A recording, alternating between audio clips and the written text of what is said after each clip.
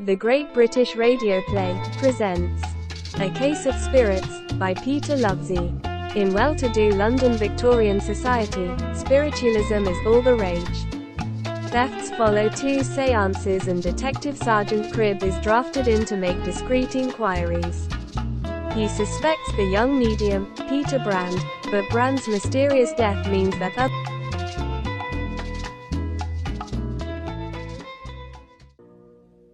Thackeray. Mr. Cribb. It's good to see you, Sarge. Yeah. Oh, I'm glad to hear it, Thackeray. Forgotten the first principles of plainclothes work, have you? Hardly, Sarge. Never draw attention to yourself by behaving erratic. Exactly, Thackeray, and we are in a public house. Point taken, Mr. Cribb, but you know I don't get paid till Friday. Should learn to budget better then. Landlord, 2 swipes, if you please. Right away, Gov. Now, you look older, Thackeray. It has been 2 years, Sarge. Added an inch or 2 round the waist as well. I don't like to see a man go soft just because he's off the beat. No fear of that, Sarge. 4pence, please, Gov. Right. Now just shout when you want to top up. Here's to crime, then. The only reason I had you transferred from Rod Ride.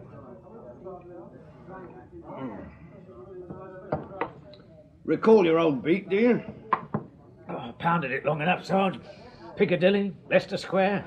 Blimey, bring back memories, they do. Clobbered old Charlie Peace just down the road. Remember, Sarge? The murder at Banner Cross? Past history, Thackeray. Just hope you're as familiar with Burlington House. The Royal Academy? Exactly. You ever go there, see the paintings? No. Only portraits interest me are at the Yard, in the Convicts Gallery. You better cast your eyes on this then.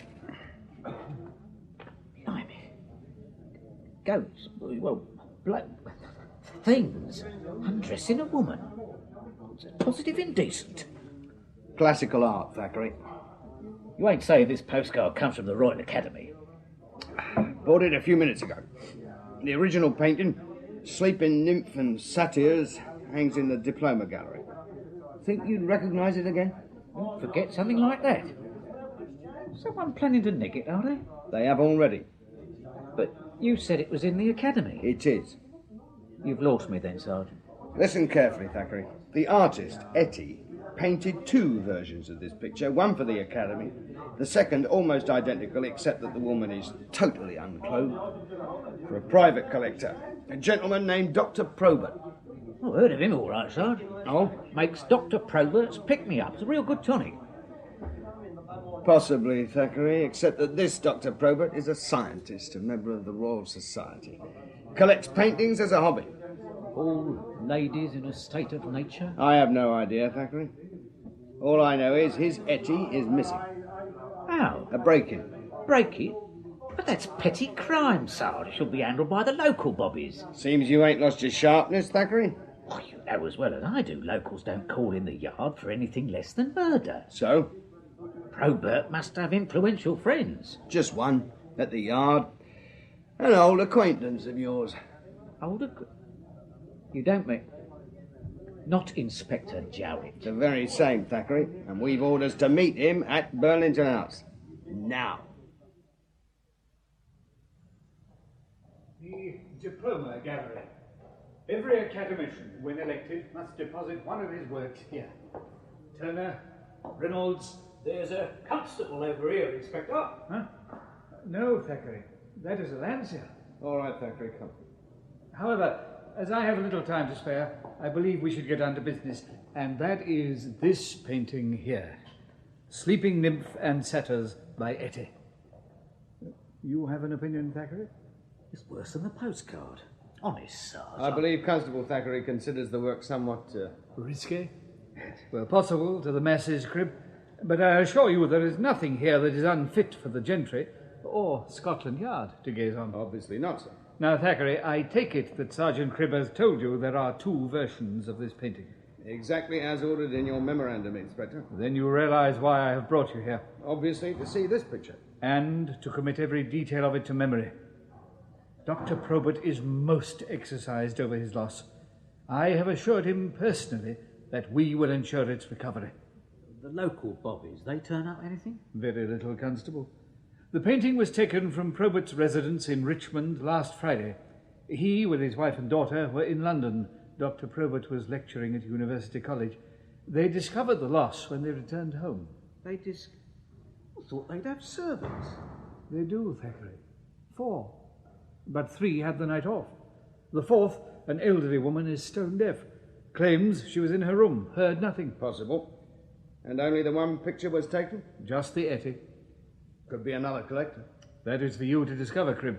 But rest assured, the Etty must be recovered. I have given my word. Naturally do our best, sir. Don't suppose you have any other information which might help? Only a rather strange coincidence, Cribb. On the Saturday preceding the break-in, Dr. Probert invited a few guests to his residence. And when one of them, a lady by the name of Miss Letitia Crush, returned to her home, it too had been burgled. And again, only one item was stolen. This Miss Crush, she a collector as well? Not of pictures, Constable. No, Miss Crush collects valuable china. The piece taken was a Royal Worcester vase. Worth a bit, ain't it? Not really, about £30. 30 quid? And she don't think that valuable? Not when you consider that most of Miss Crush's pieces cost more than 1,000 guineas each. Don't know any cracksmen, that's stupid. Miss Crush, she a close friend of Dr. Probert? Hardly. They met about 3 weeks ago, professionally. They have certain interests in common. Anatomy? Education classes may have improved your vocabulary, Thackeray.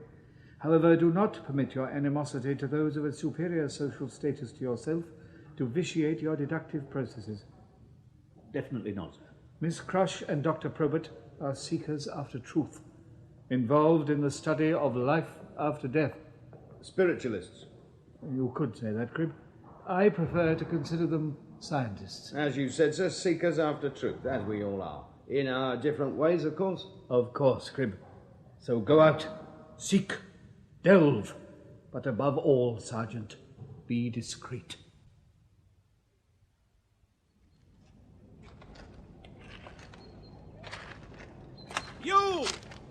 You there!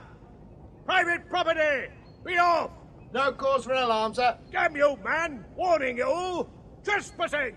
Be off, or I'll set the law on you! No need for that, sir. Name's Cribb, Sergeant, Criminal Investigation. You? You a policeman? From Great Scotland Yard. Then stop wasting time, man! Back of the house, that's where the damn scoundrel broke in! Through the basement window. A barred basement window, policeman! Easiest way, sir. Short of handing over your latchkey. Only needs a rope and a metal rod. Damn poppycock! Sir, Dr. Probert, sir. Save your breath, Sergeant. He will be waiting for you inside, in his picture gallery. Afternoon, ma'am. My apologies for not seeing you. I would hardly expect you to notice me through a hedge, Sergeant. And even if you had, your apology is quite unnecessary. Hardly, ma'am.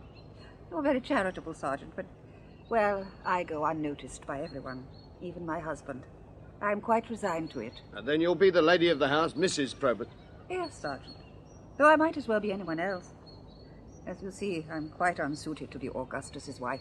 But you are his wife, ma'am. But So perhaps you'll indulge me, answer one or two questions? Perhaps. But first you must speak to Augustus. Took your time, policeman! No, sir, just passing it with Mrs. Probert. Behind the privet, was she? Usually is. Notice her attitude, did you? Attitude, sir? No need to beat about the bush, policeman. Must have noticed Winifred don't understand me. Still, my fault. She knows only reason I married her was for money. Gave me all of it. Damned handsome daughter and 21 years of sheer boredom. Dr. Probert. Know how I kept my sanity, policeman. Distractions. Go on, man. Look about you. What do you see? See? Velvet curtains. Yes, velvet curtains, policeman. But behind, peace, tranquility. Here, policeman. Reclining nymph by Boucher. His wife in classic pose. Exquisite. And here, rape of the Sabine women. Look at those limbs, the skin tone. Very interesting, sir, but in my job I do see quite a few works of art, and right now there's only one that concerns me. The Etty. Yes. Was it your most valuable picture? No, mere 300 guineas. I have an Angler worth 10 times as much. Sure you don't want to examine any of the others? No, just where the stolen picture was hanging, sir. Very well. Better cover these up, then. Don't be too careful, policeman. Not with ladies in the house. So they are not permitted in this room? My wife, daughter, servants have strict instructions. But one never knows. Not with women. They are a perverse sex, policeman. Yes, at times I The Etty, sir. Oh, yes. Here. You can see where the scoundrel cut the picture from the frame. Huh. Not very carefully, either. Worked fast, risked tearing the canvas. Very rough work for an art thief. Makes me wonder. Wonder? How he plans to sell it. The canvas will have jagged edges. Need a very convincing story to explain that. So? Is he a plain picture thief or someone with a special interest in, classics? Who the deuce is this fellow? Thackeray, sir. Detective Constable. Well, Jarrett knows what he's doing. Sit yourselves down. Oh, thank you, sir. Not in that chair. The settee. Not too proud to share a seat with a public servant, but damned if I want him staring me in the face. Hey, now, policeman, what have you got to say? Exactly what I said before, Dr. Probert. I need those names. No, they were my guests. They were in my house in the interests of science. Damn me, I'd rather forget the whole thing. And lose your painting, sir? Jarrett did say you were discreet. Completely. It would ease matters, sir, if you told me. Very well, policeman. Remember, I rely on your discretion. You have my word. Start scribbling, Thackeray. Well, apart from myself and Miss Crush, there were 4 others at the table. Alice, she's my daughter. I didn't notice her last time, sir. Obviously she was at her place of employment. She ain't in employment, policeman, no, but keeps herself busy, nevertheless, does charitable work, helps destitute families. Wouldn't have thought there were many like that around Richmond. No, it's a devil of a job finding them. The girl tries. Used to cross the bridge into Twickenham till I forbade it. Was she on a charitable excursion yesterday? No, treating herself to a new hat. Friend of hers owns a shop in Hill Street. Alice spends a deal of time down there. Too damn much, according to her fiancé. Was he at your séance as well? Could hardly exclude him. The gentleman's name, sir? Nye. Captain William Nye. In the Navy, is he? No. Bought himself a commission in the East Surreys. Would be an asset to any regiment. Can hardly suspect him, then. Or your daughter. Leaves 2 others. Yes. Well, Henry Strathmore. He's one of the lads. The fast sector? No. Life After Death Society. Strathmore's the secretary. So he's visited your house before? No. Usually meet at my club. Only invited him down because I know of his interest. Odd fellow, but not the type to help himself to my picture, in case that's what you're thinking. Hardly, sir. And your last guest? It wasn't a guest, policeman. Medium. Fellow called Brand. Peter Brand. You sure you ain't overlooked someone, girl? You think I'm senile? Oh, what? You mean the spirit visitor, eh? I was thinking more of your good lady. Winifred? Good heavens, no. Woman's terrified of ghosts. Spent the whole evening locked in the bathroom. This medium, sir, Peter Brand. He's well known? You must have heard of him, Sarge. Has seances down Store Street. Word is he's got quite a reputation. And damn well deserved, especially for someone so young. Young, sir. Well, lad's only about 20. Even more remarkable when you consider his background. So he ain't a gentleman? From Blackheath? No, rather a cabby. As for Brand, has that undernourished look common to the less fortunate class. Pity, but wouldn't surprise me if he died young. Spirits do take a dreadful toll of a man, sir, whatever his class. How did you first meet Brand, sir? His crush. He's, her protégé. This Worcester, was it on the sideboard the night of your séance? Yes. In fact, I asked Peter, Mr. Brand, if it was safe to leave my collection in open view. Spirits can be perverse, you know. He assured me nothing would harm them. Seems he was wrong. You have a sense of humour, Sergeant. I like that. Compliment accepted, Miss Crush. Now, the séance. Nothing untoward happened then? No, the spirits were extremely calm. All they moved was the table. Oh. Excellent bit of furniture, miss. Very solid. Strong legs.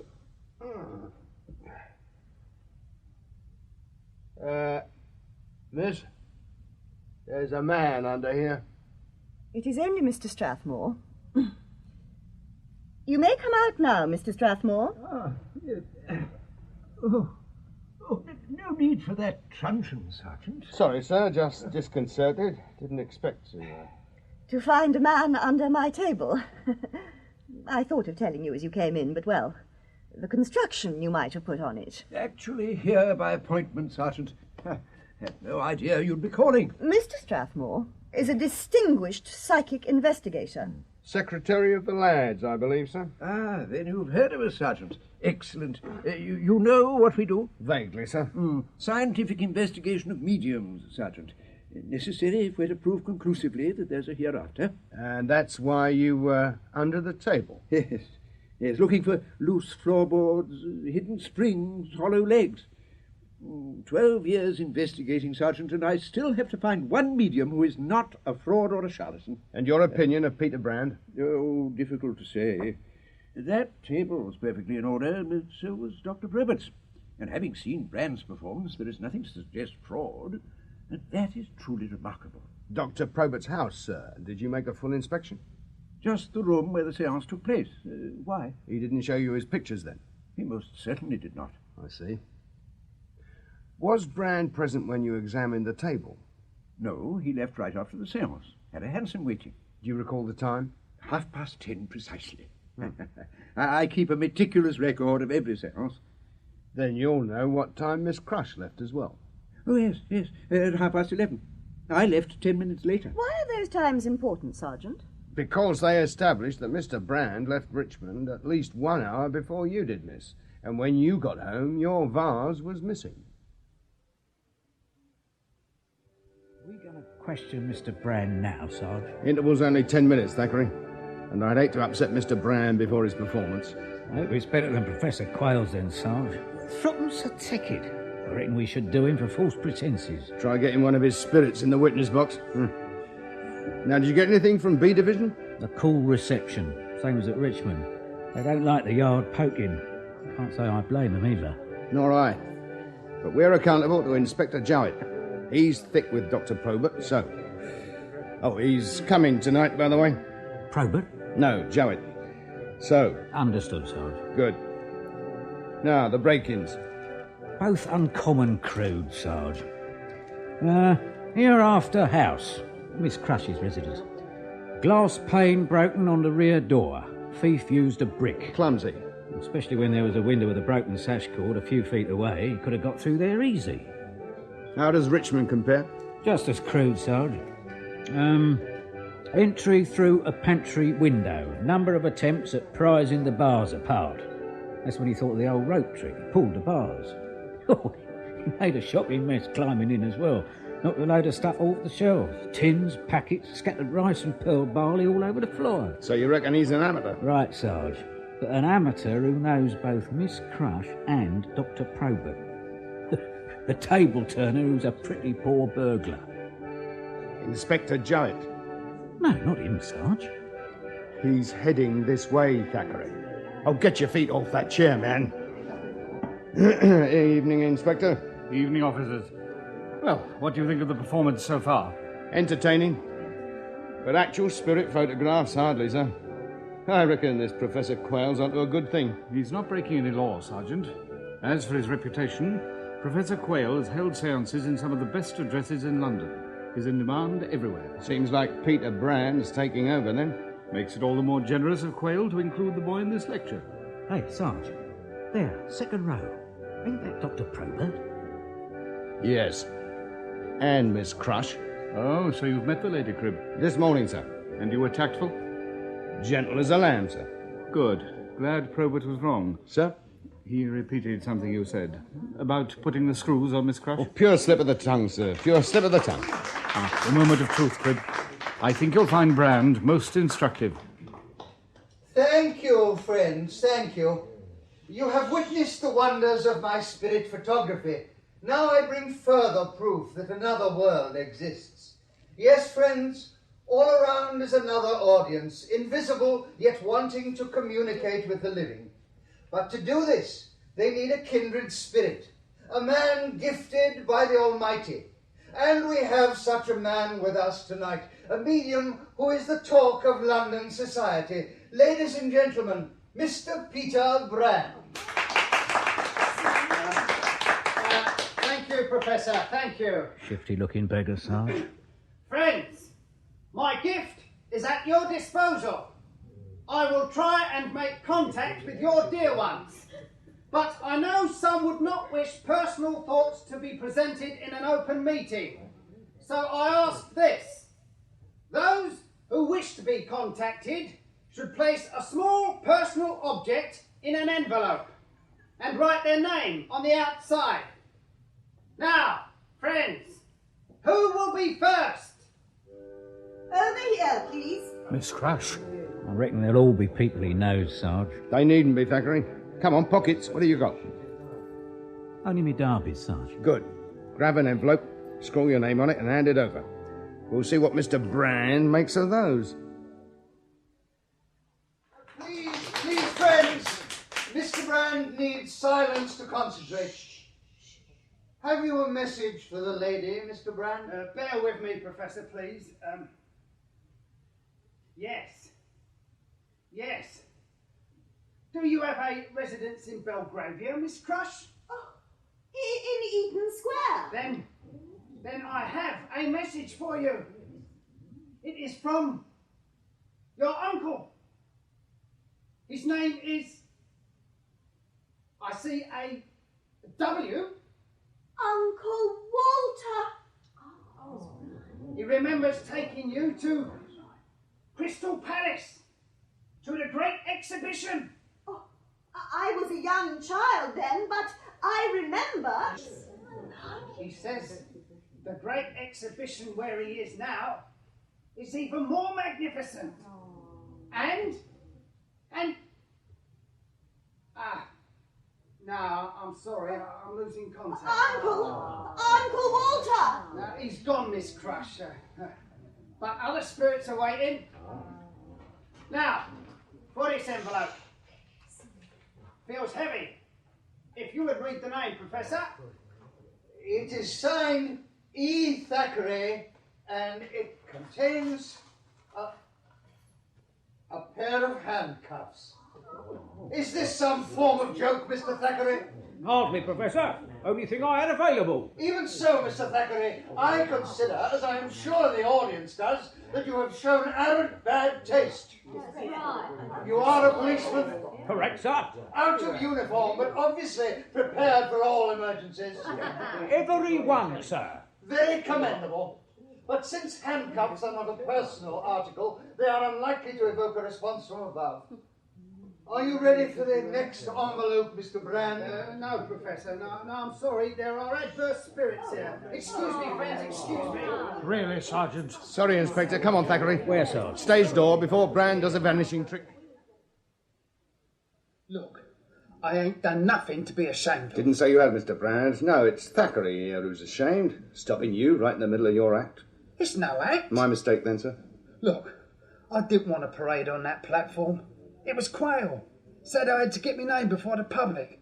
And seeing as he's been good to me... Good to you, Mr. Brand. Right. Taught me how to get in touch, didn't he? Thought it was a gift from the Almighty. Oh, it is, but you've got to learn how to handle it, ain't you? So Professor Quayle changed your name? Right. Mingled with the aristocracy now. And without the Professor's help... Very generous of him. Why did he do it? Well, he had to. He's almost lost his powers. Happens to mediums as they get older. So when he found his power going, he started looking around. To pass on his knowledge. Right. And his contacts? Well, he got me some engagements, but get most of them on my own now. Miss Crush, one of them? Crush? Yeah, as it happens. Just hope that audience out there don't find out. They tear you limb from limb. Look, give me a chance, eh? Look, if I have the good fortune to spot someone I know, why should I turn me back? Besides, it keeps her happy. No doubt of that. And quite surprising, considering her loss. Loss?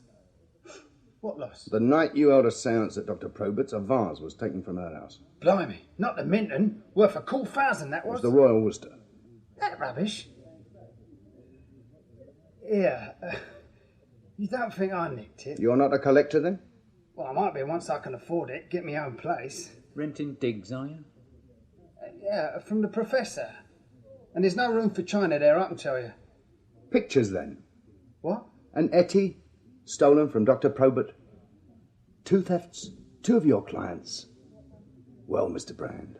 Here, they don't suspect me. They don't, but others might. Look, I'm booked for 3 more séances at Probert's. That's 30 guineas. Think I'd risk that? Me future? I'd have to be off me head. And I don't think you are.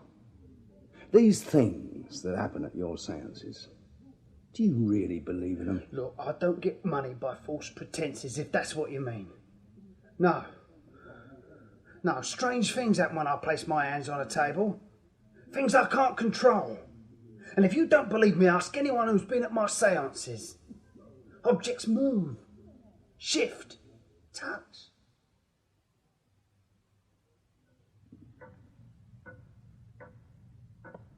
Oh, do you see it, Dr. Probert? Quite unbelievable. A hand. The way it's floating, Strathmore. Oh, after 12 years, to witness such a perfect materialization. It is a common manifestation. Now, please keep a firm hold on each other's hands, and it will come among you. It touched my cheek. Oh, my dress. It's tugging at my dress. Oh, my hair. We're not having that, Alice. Look here, Brand, I will not have my fiancée interfered with. Keep your hands on the table, Captain Nye. Damned if I will. Let's stop it. Where the devil is that fruit coming from? Stop it. Stop it. Now, you may switch on the lights, Dr. Probert. Yes, sir. The spirit has left. Damn you, Nye. 12 years, waited 12 years for this, and you ruined it. Gentlemen, please. Ladies present. And we can try again later. What, and have Alice interfered with again? No, not even in the name of science. But I am perfectly composed, William. That, dear, is for me to decide. No, you will leave this room immediately. Damn place looks like the subaltern's mess after the colonel's gone. Then allow me to clear it up, Captain. Got servants for that. Alice, ring for a maid. Yes, Maid? Thought you'd given them all the night off. I have. Well, leave it for them. We'll go on to the second experiment. You are willing? As soon as I compose myself. Oh, look, those poor chrysanthemums. And water all over the mantelpiece. Lucky I always carry a large handkerchief. There. Well, at least it won't drip all over the carpet. Oh, might as well clear up the rest as well. Leave you to it, then, Brand. Excellent, Doctor. You can show your friends what lies behind the curtains. There. The apparatus for my second experiment. A chair? A very special chair, Miss Crush. Those wires, they're electrical, ain't they? Yes. The chair is linked into the household's electrical supply. Judd, if you will sit on it, please. Sit? You sure, Probert? Perfectly safe, Judd. Current's off. And have a safeguard as well. Box there. Transformer. Drops the house voltage from 400 to 20.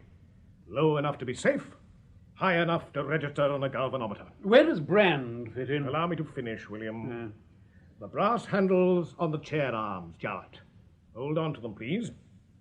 They're soaking wet. Salt solution. Makes for better electrical contact. William, the galvanometer there. If you'll bring it out here. Yes, right. The wire is long enough. Jar, it is isolated behind that curtain. Grasping the handles are wired to the chair. When I switch on the current, it will travel to one of the handles. Pass through, Mr. Jowett. To the other handle, completing the circuit. I will now switch on. Careful. Not too uncomfortable, I hope. Slight tingle, that's all. William, the galvanometer. Ready? Steady at 180. Excellent. Now, Jarrett, release one of the handles, please. The needle, it's jumping all over the place. Exactly. Proves everything's working. You can come back now, Jarrett. So, Mr. Brand will be monitored like that? Precisely, Miss Crush. As long as he holds onto the handles, the meter will stay steady. But if he frees even one hand, we'll know. Be simpler if a couple of us watched him. Impossible, William. For this experiment, Brand needs to be totally isolated. Why? Brand is going to reach for the ultimate. The total manifestation of a spirit, and with his talents? Yes. Tonight, Probert and I will have the proof. Then let the skeptics laugh.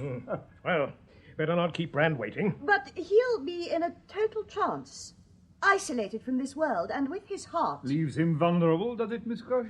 Any noise, interruption, could cause him severe shock. Then we should be grateful he is willing, Miss Crush. Still a risk, Doctor. Hardly, Judd. We're all responsible people. When Brand is not totally isolated, all that lies between him and us is a thin curtain.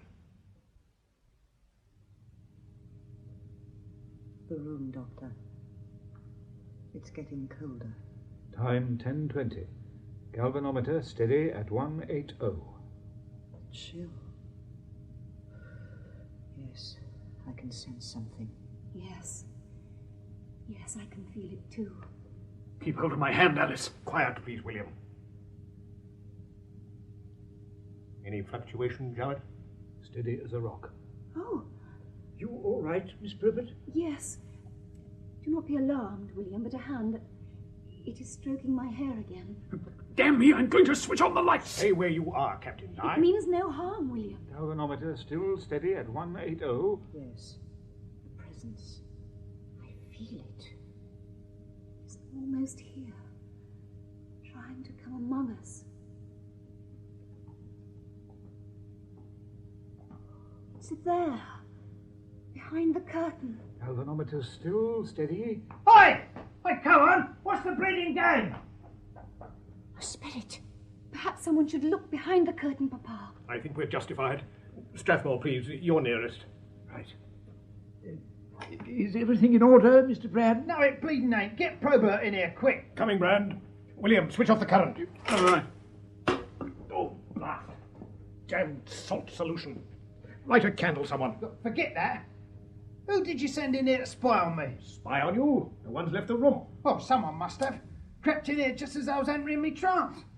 Shock could have finished me off. Oh, nobody would want that, my dear. And we all heard the footsteps. Possibly the visitor came from elsewhere. Even from the other side. The spirit? No. Somebody came through that door. Startled when I shouted. My boy, think. You have just proved that eternal life exists. A materialisation? No other explanations possible, Brand. I agree. You have succeeded. Materialized a spirit. But now we must go on. As soon as I've rechecked the connections, Probert. That is, if Mr. Brand's willing. All right then. And seeing you all can't be deceiving me, we'll start fresh. See if we can get our visitor back. Time of resumption, 10:40 p.m. Time now, 10:41. Galvanometer reading steady. No, hang on, it's dropped. Oh, steady again. Brand must have moved slightly. Going more deeply into the trance. The temperature. It's falling again. 'Cause the fire's almost out, Miss Crush. Hush, William. No, it is getting colder. Alice, look, over there. Oh, what now, William? The door handle, it's turning. Cribb! What in blazes are you up to? Following a suspect, sir. Lost him somewhere in the house. Well, he ain't in here. The meter, Probert. The current's broken. Brand. Strathmore, light some candles. Yes. God! His hair. It's standing on end. Don't touch him. William, the current. Switch it off. Oh, Peter, what happened to him? Electric shock, miss. Best dealt with by the doctor. No, I must help. Peter! Peter! Electricity's off. Good, we'll try resuscitation. Cribb, anyone see where he went? No, he just ran out. Gone for help, I'd imagine. Too late for Brand, though. Oh, no, you must try, you must. You must. Oh, please do something. Miss Probert, if you'll console the lady. There, Miss Crush. Come, sit. Winifred! See here, everyone. Cribb! Be right down, sir. What the devil is going on, Cribb? Just arresting a felon, sir. Well, by throwing him downstairs, knocking him senseless? Not me, sir.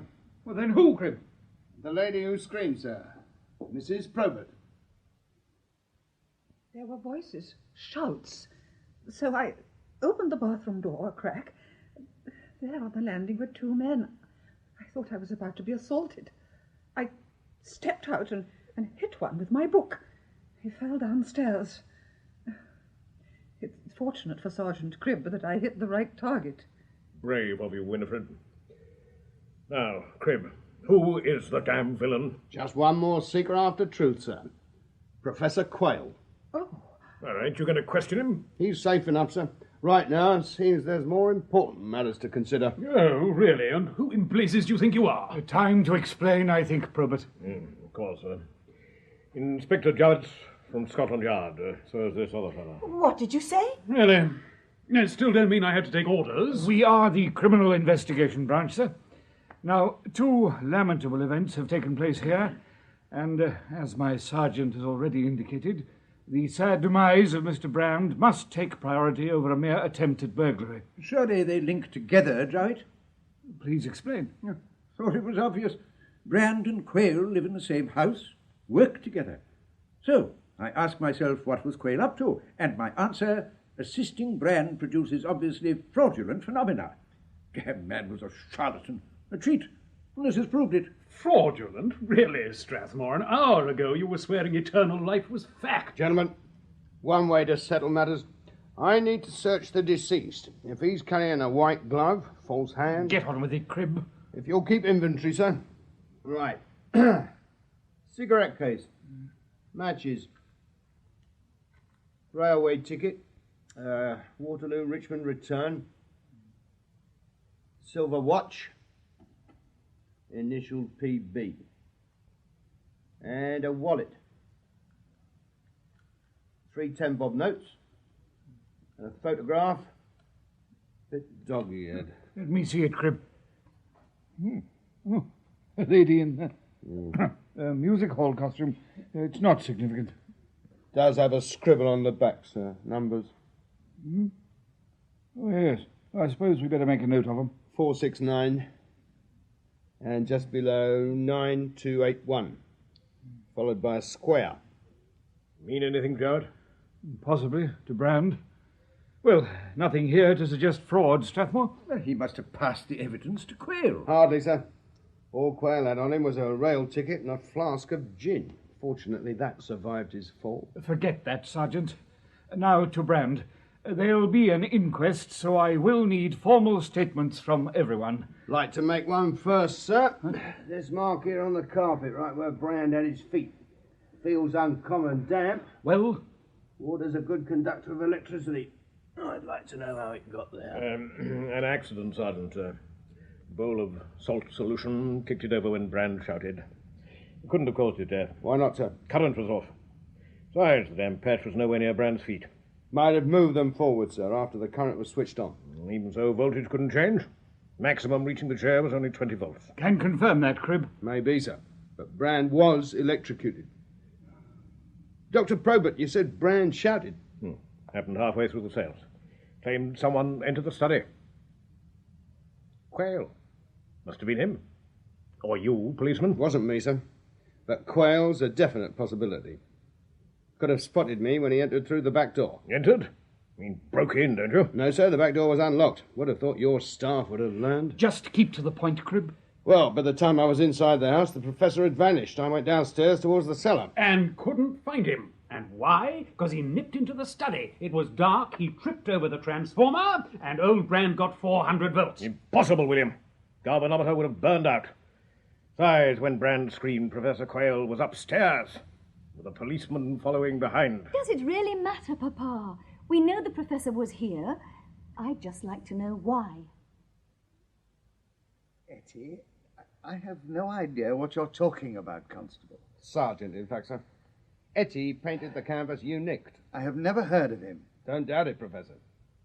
Just proves you're no connoisseur of art. Can't do a decent job of housebreaking either. The mess you left in Dr. Probert's pantry. Tea, sugar, pearl barley. You accuse without proof, Sergeant. Your premise could apply equally to Peter Brand. Even more so. His class are often tempted to steal from their betters. Got all the answers, haven't you? Oh, I did suspect Brand, all right. Then I clapped eyes on you at Store Street Hall. Got me thinking. Really? There was Brand. Young, ambitious, capable of earning fat fees from the gentry. Yet glimmering yokels for pennies. And sharing the stage with you. Had to be a reason. There was. I invited him. So he could help line your pocket. Accepted, Professor. Now, tell me why Brand should queer his pitch. Rob his wealthy clients when he was fleecing them handsomely already. Fleecing them? Thackeray's handcuffs, Professor. They terrified Brand. And not because he was a thief. Oh, no, sir.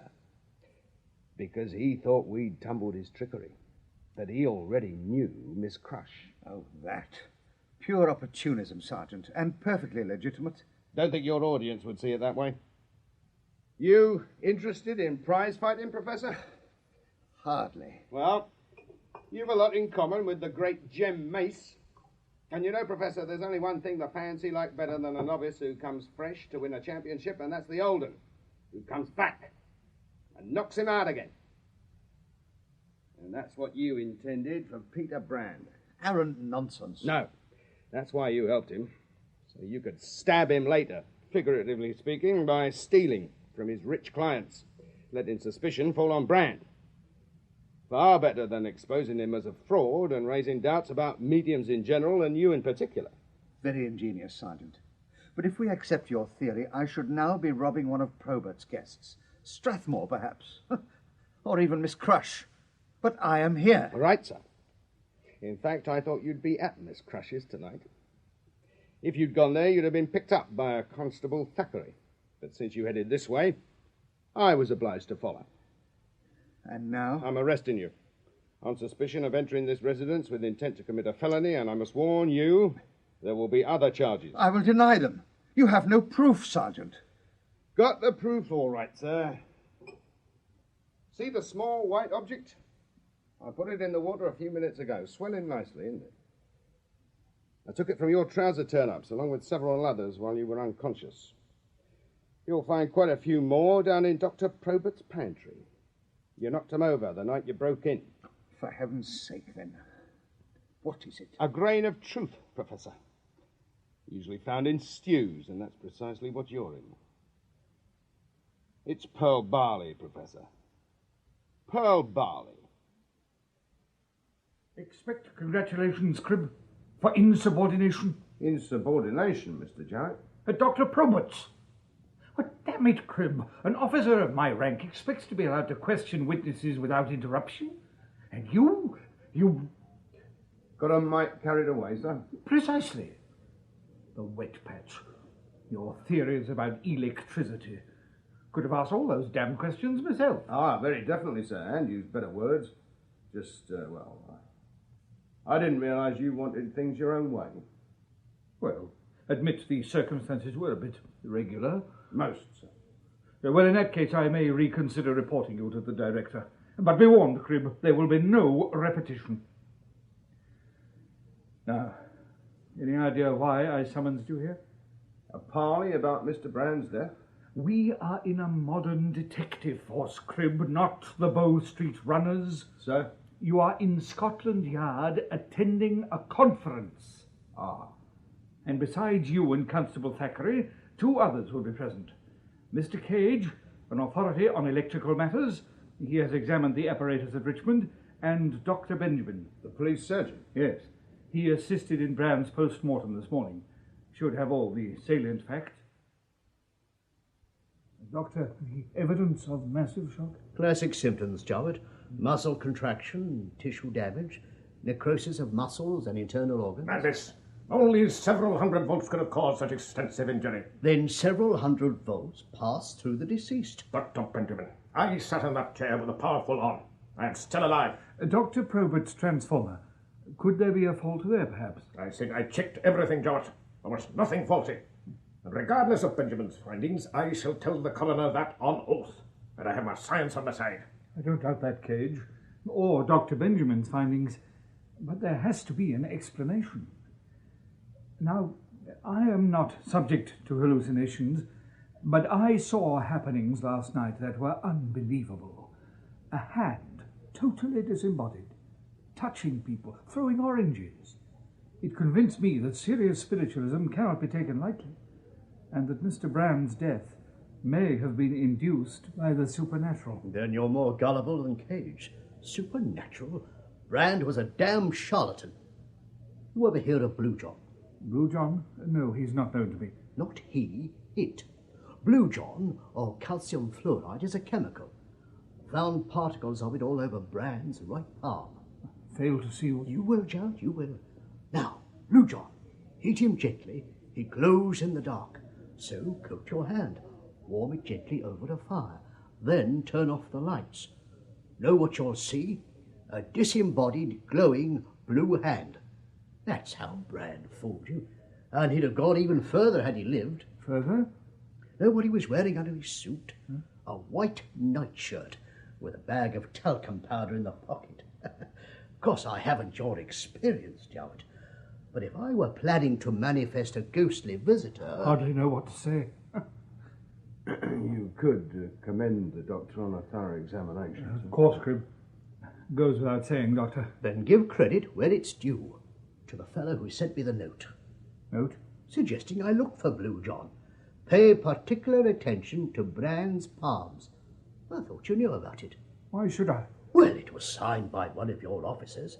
This quiet fellow here. Sergeant Cribb. Damn it, Cribb. You could have had the decency to warn me. Just obeying orders, sir, about interrupting. Anything else I should know? Do have a theory, sir? Plus some information Thackeray gleaned from Brand's father. He was hanging around Brand's digs this morning. I'm not worried about his son, just what he might inherit. I told him to go and get... Not now, Thackeray. Sorry. Don't keep me in suspense, Cribb. Right. First, the electric chair. Now, Mr. Cage says it works perfect, as it did when you tested it. But somehow, it electrocuted Mr. Brand. We know that, Sergeant. So something had to make it lethal. Something that was put right after Brand died. You're implying that Brand was murdered? Oh, but tampering with the apparatus. Be highly dangerous. The perpetrator could easily electrocute himself. Only if the current was on, sir. But it was switched off after Brand claimed someone was spying on him. Yes. Probert asked Captain Nye to do it. Oh, no, it won't work, Cribb. Brand would have died immediately the current was switched on again. He didn't. The galvanometer was steady for quite some time before Brand screamed. I've a notion about that too, sir. Need time to clarify it, but if we could proceed... As long as we go somewhere, Cribb. To the spirit hand, sir. Now, that Blue John... Yes, that hand must have looked uncommon convincing. It did.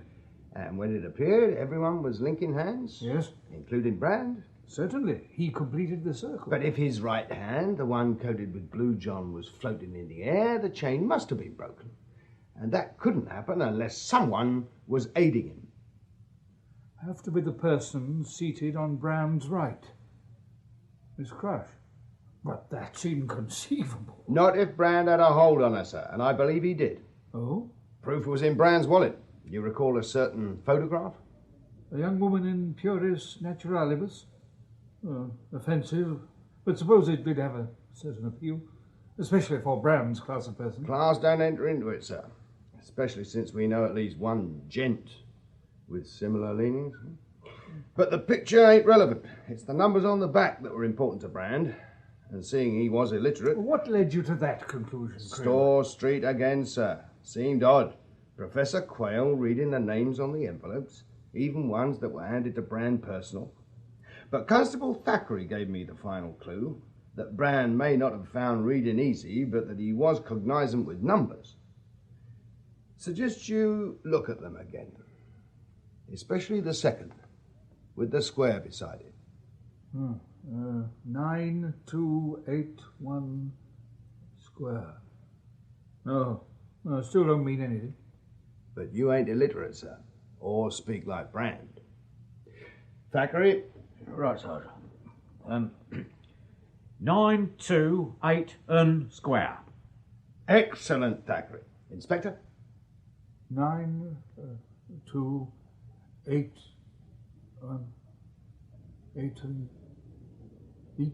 Eaton Square. 92 Eaton Square. But that's... Miss Crush's address in Belgravia. Thought you'd get it, sir. Amazing, Cribb. But 469 can't possibly be an address, no matter how Thackeray twists it. It ain't, Gov. It's Hackney carriage number, presently held by one Charles Brand of Blackheath. The second most important person in Peter Brand's life. Second? You know what you're suggesting, Cribb? It's a fact, Gov. Brand's father swore it on oath. Said he, if you'll pardon the expression, seduced Miss Crush 20 years ago on Hampstead Heath. Seduced me, Sergeant? Hardly. Oh, I may have been an ingenue 20 years ago, but I was not ill-bred enough to be seduced by a common cabman. No, ma'am. No. It was I who seduced him. You? You're shocked, Sergeant. But I was one of the new women, a disciple of John Stuart Mill. To think that a man would actually fight for women's emancipation. Amazing. He transformed my life, Sergeant. Taught me I need never be the slave of man. But to ensure that man would never overcome me by stealth, I had to make one foray. Discover the contents of his armory. A sound strategy. But I needed a suitable male, outside my social circle, of course, and that, Sergeant, was not easy. However, I did find a subject. On a cab rank? Yes. In the Strand. Within a week, I was able to undermine his defences. It was the only occasion, but unhappily there was a consequence. You had a son, Peter. Of course I couldn't keep the boy, but I did provide funds for his upkeep till he was 10 and able to fend for himself. Regrettably, he fell into bad company, racecourse touts, card sharps. I blame his father for that. He should have taken more care. Instead, he lost touch with the boy altogether. As you did. Well, that was prudent, Sergeant. Unfortunately, Peter learned of my existence. And contacted you? Last year. Oh, he was so charming, so interested in my life, who my friends were. Naturally, I was flattered, answered all his questions. And you know where that led. To you helping him cheat your friends? Yes. His last seance, Mum, obviously you aided him there as well? Yes, I sat next to him. It allowed him to break the circle. Even claimed I was being touched by a spirit. I understand Miss Probert made the same claim. Raised quite an outburst from her fiancé.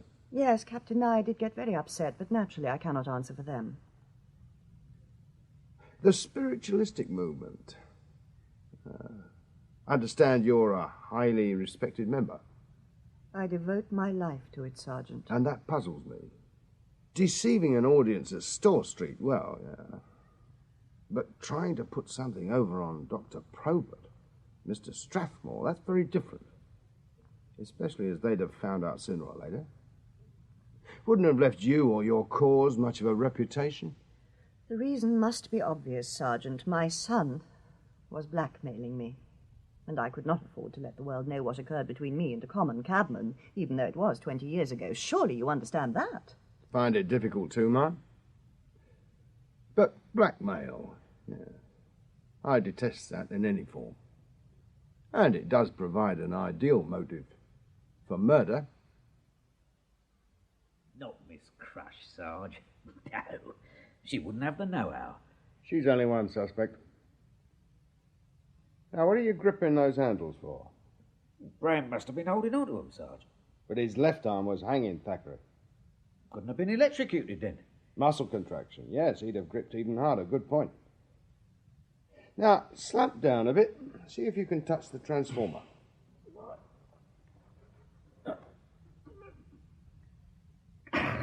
Impossible. Have to be an acrobat. Sarge, here on the carpet. Chrysanthemum petals. I thought the vase was on the mantelpiece. It's Suppose they could have stuck to someone's shoe. Oh, to something else, Thackeray. Stick 'em in an envelope. My evidence, Sarge? That depends, Thackeray. On what, Sarge?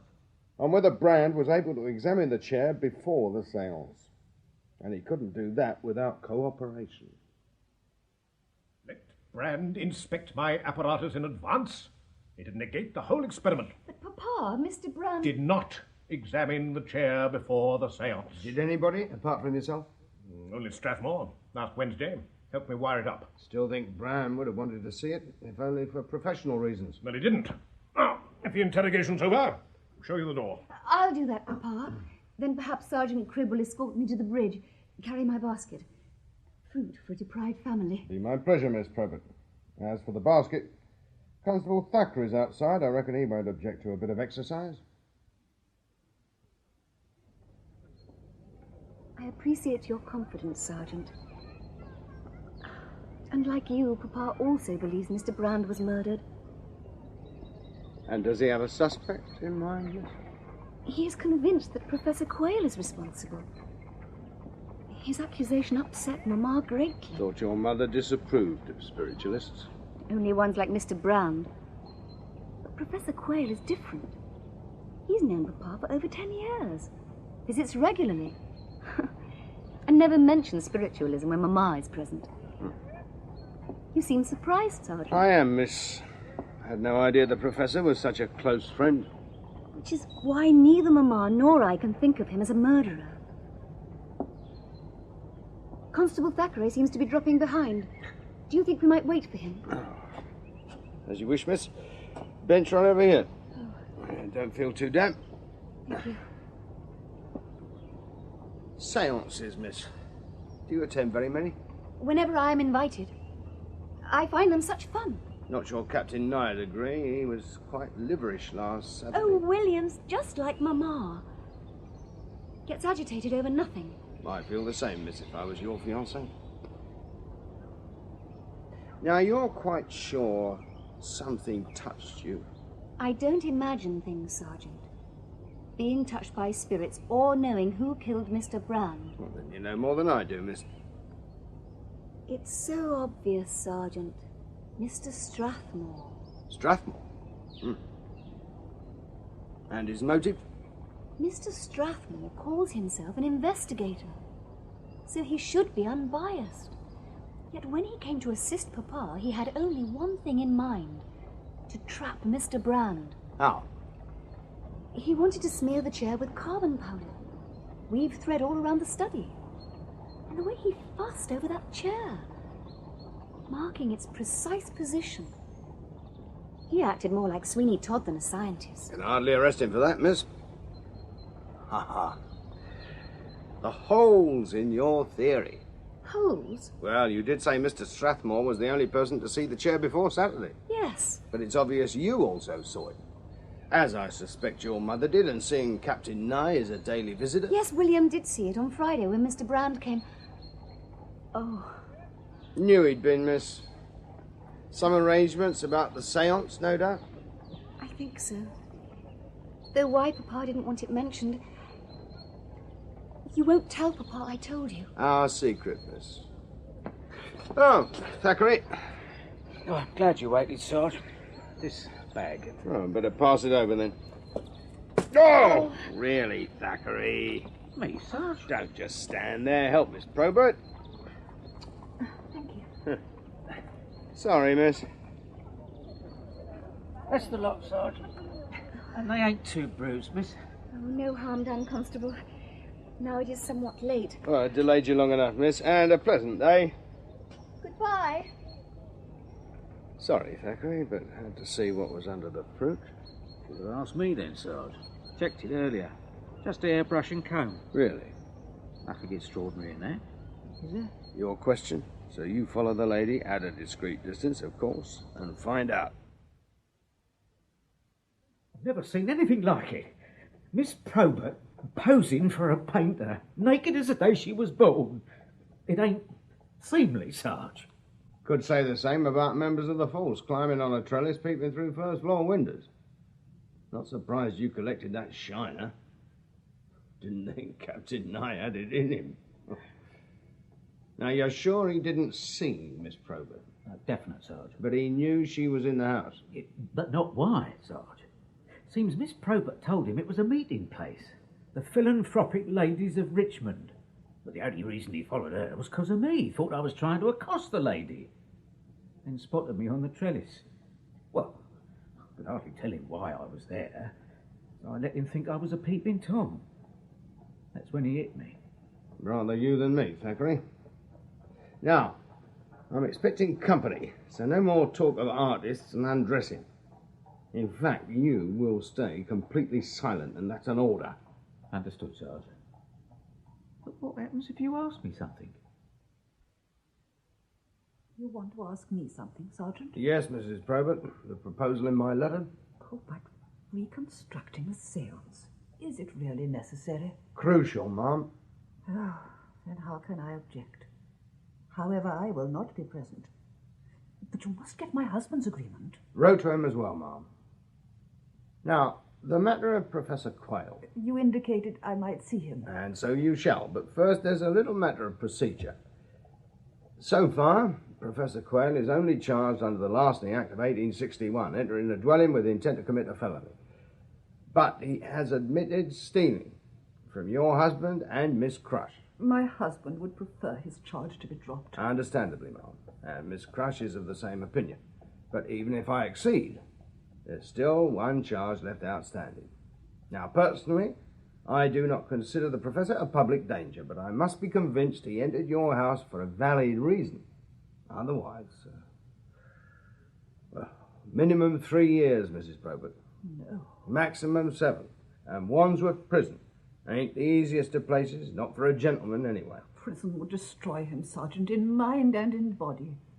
And as you have realized, I could not carry that on my conscience. Very well. I will tell you for his sake. You've said enough, ma'am. As I see it, your husband is frequently occupied, so you invited an old and valued friend to your room for some pleasurable conversation. Maybe even indulge in a small glass of gin. All innocent and above board, ma'am. As it was last Saturday. Correct, ma'am? You are most understanding, Sergeant.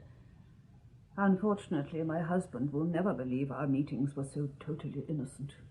Can't think how he'd get to hear of it, ma'am. Can you, Thackeray? Thackeray. Thackeray ain't feeling too well, ma'am, but assure you he's totally reliable. Even suffered a black eye safeguarding a lady's secret. You can bring the Professor up now, Thackeray. Right, Sergeant. But make sure you take the derbies off first. I owe you a great deal, Sergeant. Just doing my duty, Professor. But you could clarify one small point. If I can. It concerns Miss Probert. Her visits to a certain hat shop in Richmond. I am aware she goes there, yes. It's a family joke, Sergeant.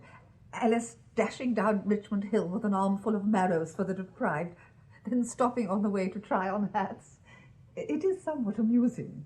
Amusing enough for you to mention it to the Professor. As a harmless anecdote. So naturally you passed the story on to Mr. Brand? Well, yes. But last Friday I believe Mr. Brand repeated it to the Proberts when he visited your house, ma'am, with some additions.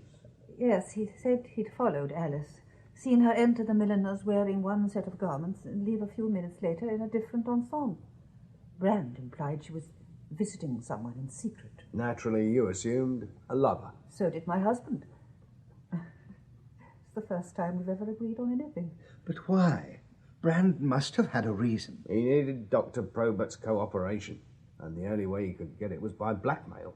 Used Miss Alice's reputation as the lever, or what would have been left of it if the story got out. It's fortunate she didn't know then. I reckon she did, sir. That's why she helped him during the seance. Brand was a sharp. Needed all the accomplices he could lay his hands on. And I believe he made a separate approach to Miss Alice, told her what he knew, threatened to pass it on to Captain Nye. What choice did she have? Probert and Alice, and neither knowing about the other. Told you Brand was clever, especially when you consider it was all based on supposition. Supposition? That because Miss Alice changed her appearance, she had to be visiting a lover. And you have reason to suppose differently? Matter of fact, I do, sir. Had Constable Thackeray follow her yesterday. Well, what was the girl up to? Might be better if Mrs. Probert told you. Why me, Sergeant? Obviously, you discussed it with her, Ma'am. I hardly think you'd have allowed her out yesterday, otherwise. Well, yes. We did speak to her on Sunday, after Mr. Brand's death. Augustus told her about the impossible situation in which she had been placed. That it was due to her inconsiderate behaviour. But it transpired it was all caused by Captain Nye's ridiculous jealousy. Apparently William had taken to following her everywhere, so she resorted to subterfuge whenever she wanted to escape his surveillance. Well, at least that was her explanation. A true one, Mrs. Probert. Confirmed by my constable. So it was nothing more than a bit of innocent fun, eh? Well, she certainly wasn't painting the town red, sir. I'm sure of that. Now, before the lights go out, I must ask you to behave exactly as you did last Saturday evening. Some of you, speaking candidly, assisted the medium. I shall not go into the reasons, but I do appeal to you, play your parts precisely. But we have no medium. Sergeant Cribb will take the place of Mr. Brand. I have given him a full account of the events. Good. Then we shall begin. The lights, please, Dr. Probert. Certainly. Good. Now, link hands. First, I believe, Mr. Brand asked you not to be alarmed. Soon after, one of you indicated a supernatural presence. Me? That is, I did. And then Miss Crush communicated with her Uncle Walter. Yes, we recall it, Sergeant. After which we were treated to the apparent manifestation of a spirit hand. Good. How the devil did that get here? I will not have a repetition of it. Oh, it is touching me. Very lightly, William. My skirt, too. Oh, it's pulling my skirt. Oh, damn it. Ouch! This is taking things too far. Lights, if you please, Doctor. Who the blazes put out another bowl of oranges? Poor William. You're bruised all over. Most obliging of you to take another pummeling, Captain. And so, I believe we have now reproduced the first half of the séance with fidelity. And what's the damned charade proved? Proved, sir. It's proved that the vase of chrysanthemums is still upright. Yes. On Saturday it was tipped over, hit by an orange. Well, then we'd better do just that, hadn't we? Damn you, policeman! That mantle's mahogany. Then I'll do what Brand did, sir. Use my handkerchief. There. And no harm done. Now, if you please, show your guests the chair. Ladies and gentlemen, please. Now, the second stage of this reconstruction. Brand, or rather Sergeant Cribb, is behind the curtain. You entering your trance, Sergeant? Ready to proceed, sir. Shouldn't we hear footsteps? Here, what's going on? Oh, get off, Thackeray. That's when Brand asked to see me. No, Probert. Alice suggested something might be wrong, remember? And you asked me to check. I did, like this. I said, all right, Brand. And then he asked for you. Get Probert. Yes, of course. So I asked William to switch off the current. Right. Went behind the curtain. And ruined the carpet. Sorry, Papa. Assume I kicked over the salt solution jar, and then we all tried to pacify Brand. Consider me pacified, Doctor. Ready to die, then, Cribb? Only in simulation, sir. And not in view of the audience. Right, William. Switch on.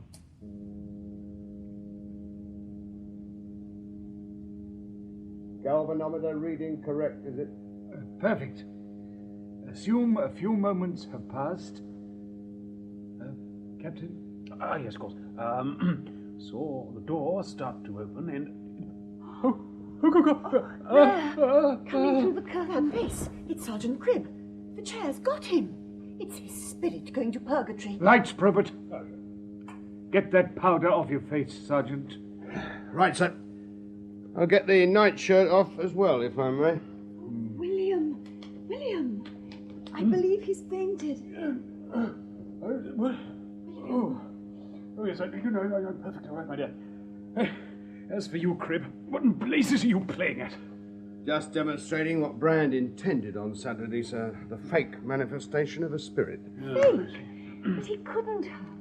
Not without leaving the chair, breaking the current. I did, miss. And the galvanometer will confirm it. Cribb's right. Current's still unbroken. Impossible! Not if someone's taken the sergeant's place. Constable Thackeray? Oh. As you see, miss, the chair is unoccupied. Sergeant, that stretched between the handles. Handkerchief, miss. It's standing in for me. Ridiculous, Cribb. Scientific fact. Cloth ain't a conductor. But water is, sir. And that handkerchief is soaked with it. Water from the flower vase. Only way I could get a handkerchief wet and still keep it in my pocket. But don't take credit for the idea. That came from Brand. Simply followed it to a logical conclusion. Logical, Cribb? Oh, agree, Brand saturated his handkerchief, even had it in his pocket. But he'd still have to get it out. Bit difficult with both hands grasping those handles, eh? I suggest you demonstrate, Cribb. Take Brand first, sir. Now, we know he once worked with the turf mobs, the shell game 3-card trick, and you need nimble fingers for that, so he'd do this trick even faster than I can. Now, I place the handkerchief in my right pocket. Leave a bit showing. Sit in the chair and press both palms firm against the handles. The galvanometer will prove I'm immobilized. Obviously. Hands maybe, sir, but not my body. Can bend that quite easy. Now, let's bring my right pocket down to my right thumb. Use it to hook out the handkerchief, and then, still keeping the right palm firm on the handle, use my fingers to slot one end of the handkerchief into this groove where the handle screws into the chair. Still have to connect the other end. Even easier, sir. Bend, lift the free end of the handkerchief with me teeth, drop it over my left hand, there, then ease it into the groove there. Now, release my grip on the handles. The handkerchief takes over. It's clever, but it don't tell us how Brand died.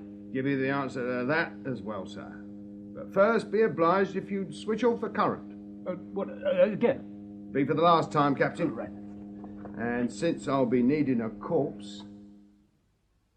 The electric, Sarge. You sure they're off? You'll know soon enough, Thackeray.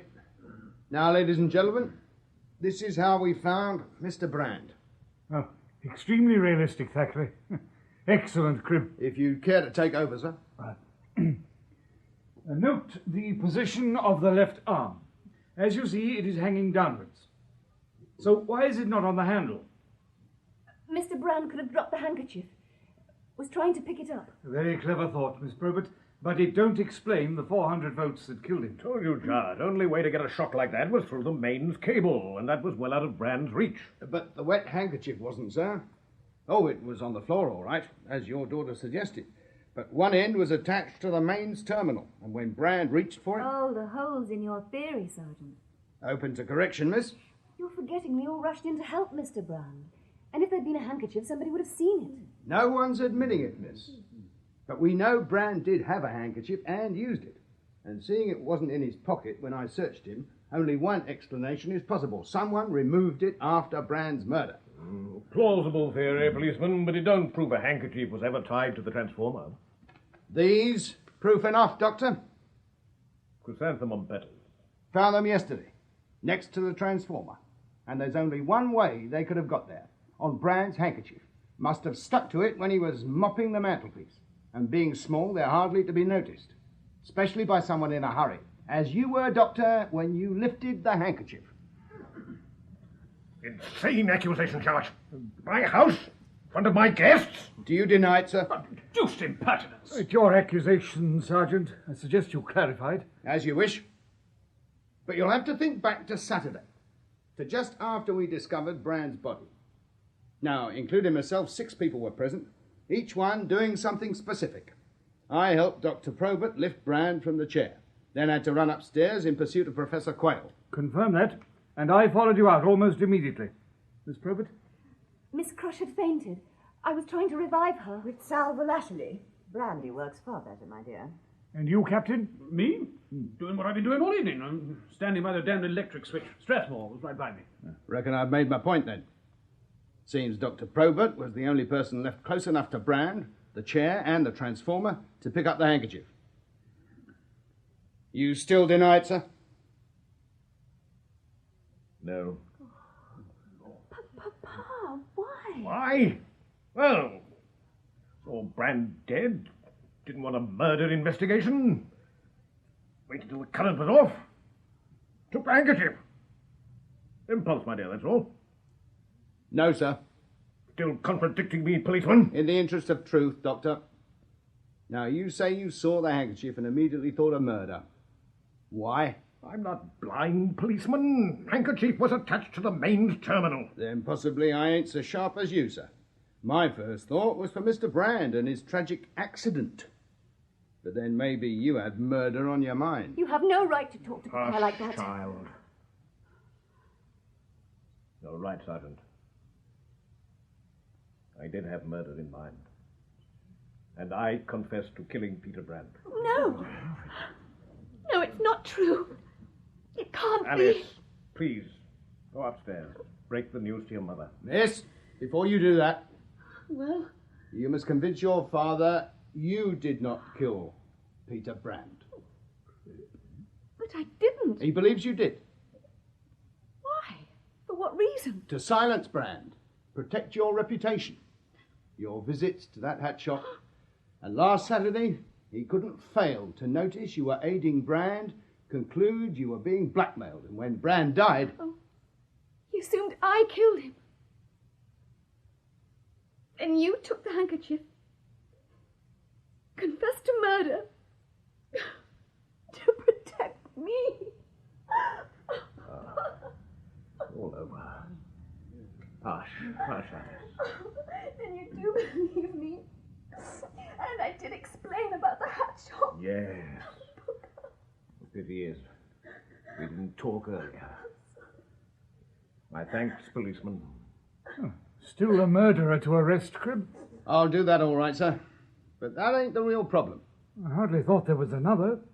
But knowing you... Well, sir, it's the circumstances of this crime that bother me. Events which no one, least of all the murderer, could have predicted. Such as? For Brand to die by electrocution, there had to be a wet handkerchief, and a reason for Brand to reach for it. But that was a secret known only to Brand. There had to be a damp patch close enough to Brand's feet to earth the current. The salt solution. Which you kicked over, but only by chance. Finally, there had to be opportunity. Time for the murderer to attach the handkerchief to the transformer. Only one time that could have happened, Cribb, when we were pacifying Brand. After Quayle blundered in, again by chance. You're not going to say Brand's death was an accident, are you? No, sir. But it wasn't planned in advance. Ah, in legal parlance, without malice aforethought, eh? I prefer to say it was improvised. At the one moment when all the chance circumstances came together. Only then was the murder possible. But that means Mr. Brand must have said or done something to provoke one of us. Yes. He stupidly let his murderer see the handkerchief stretched between the handles. But no one did. Could have. And we had no idea Mr. Brand was even contemplating such a deception. At least not until you told us. Yes, she's right, Cribb. No one could possibly have known. But someone did, Doctor. The first person to peer through those curtains. In fact, you asked him to do it. No. Not Henry Strathmore. Only reason he contradicted you this evening. Insisted on being totally accurate. Precisely, Cribb. First one to look through on Saturday had to repeat the action tonight, in the interests of accuracy. And to check if I'd cottoned on. Knew about what you'd seen. Still a damn slender thread to support a murder charge. Give you rope as well, sir. Before the murder, you were totally convinced Brand was genuine. That your 12-year search had ended. And then you discovered you'd been duped by a fraud with a pocket handkerchief. That must have been very galling. Seeing fame, recognition vanish. Applied equally well to Probert, and he took the handkerchief. And that convinced me he hadn't put it there in the first place. But he did have a damn good motive as well. Yes, which Brand provided the night before the seance. So? So, Dr. Probert had plenty of time to build a fault into the transformer. He didn't need the handkerchief, not until he panicked over his daughter. But he did make things awkward for you. You wanted the handkerchief found. Let's say it was necessary for it to be found. A wet handkerchief by the transformer. The whole thing would have been passed off as an accident. And provided the evidence that Brand was cheating. You wanted everyone to know that, didn't you? But without the handkerchief, all you could do was accuse Brand, attempt to justify your change of opinion, imply that Quayle was there to assist him. You'd have done better waiting for the post-mortem. The nightshirt and blue john would have proved everything for you. Brilliantly deduced, Sergeant. And almost correct. Almost?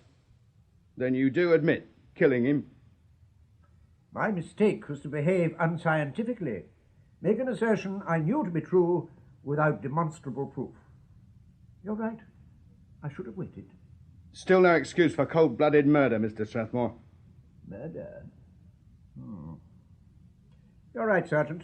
I did spot the handkerchief. Naturally, it didn't let on to Brand. And he'd put it in his pocket by the time Dr. Probert arrived. Obviously. But retrieving it was no problem. End was sticking out of Brand's pocket. Then I attached it to the transformer while I was checking the circuit. Leaving Brand to his fate. Yes, to his fate. My actions simply put Brand to the final test. Had he been genuine, he would not have touched the handkerchief. He did. And you can hardly call that murder.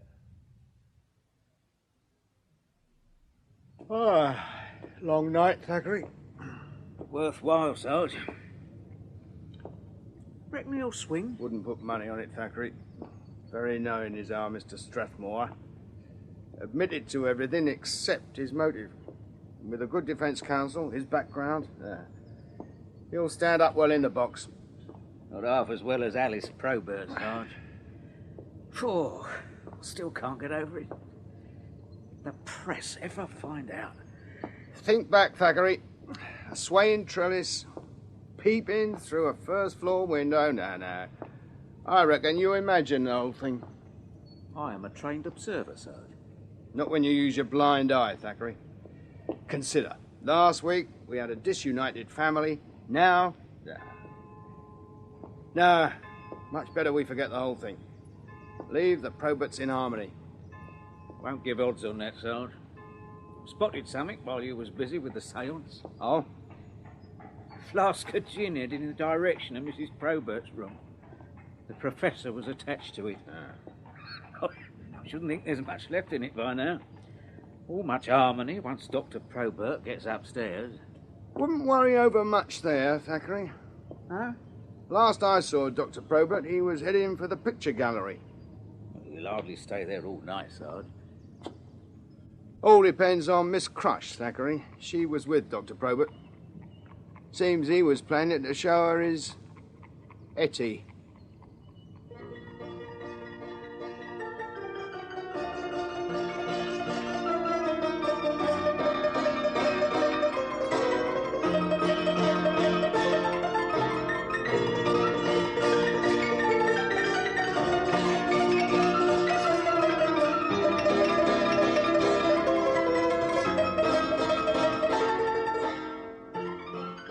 In A Case of Spirits by Peter Lovesey, adapted for radio by Geoffrey M. Matthews, the part of Sergeant Cribb was played by Barry Foster and Constable Thackeray by John Cater. Roger Hume was Inspector Jowett, William Edel, Dr. Probert and Mr. Cage, June Tobin, Winifred Probert, David Garth, Henry Strathmore, and Frances Jeter, Miss Crush. Melinda Walker was Alice Probert, Geoffrey Collins, William Nye, Robin Summers, Peter Brand, Ronald Herdman, Professor Quayle, and Alan Thompson, Dr. Benjamin. The play was directed by Peter Windows